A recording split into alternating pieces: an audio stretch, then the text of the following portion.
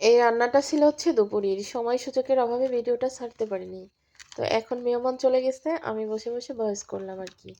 তো এখানে পাঙ্গাস মাছ লবণ হলুদ মাখিয়ে ফ্রিজে রেখে দিয়েছিলাম শাক দিয়ে রান্না করব এইজন্য। তো একদম রান্না করেছি গা মাখা শুধু তেলের ঝোল। ভাত মাখালে কচু শাকের মতো হয়ে যাবে।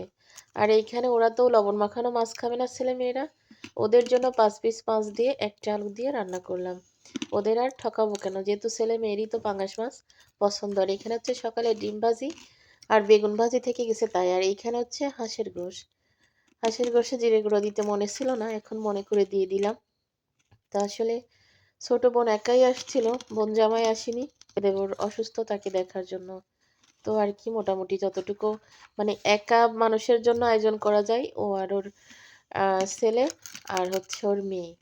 তো যা পারলাম অল্প সময়ের ভিতরে ওরা আবার বিকালে চলে যাবে। আর এটা হচ্ছে শুটকি মাছ কালো ভুনা করব। এখনও কিন্তু রান্নার অনেক বাকি, কারণ এইভাবে ভুনা করতে করতে একদম পুরা কালো কালার চলে আসবে, অর্থাৎ কালো ভুনা। তা আমার সব কিছু রান্না হয়ে গেছে, অল্প স্বল্প রান্না করেছি। তো জিরের গুঁড়া আর বাদ দেবো কেন, ওদের তরকারিতে একটু দিয়ে দিলাম। সব থেকে মজা হয়েছে হচ্ছে শাকের তরকারি আর হচ্ছে শুটকি মাছ, মানে এই দুইটা অনেক বেশি মজা হয়েছে। হাঁসের গোশের ঝোলটা একটু বেশি হয়ে গেছে, আরও কমাইছি। পরে দিয়ে চুলায় দিয়ে আর একটু কমে তেল ফুটায় একদম শুকনা শুকনা করলাম। তো এই ছিল দুপুরের রান্না।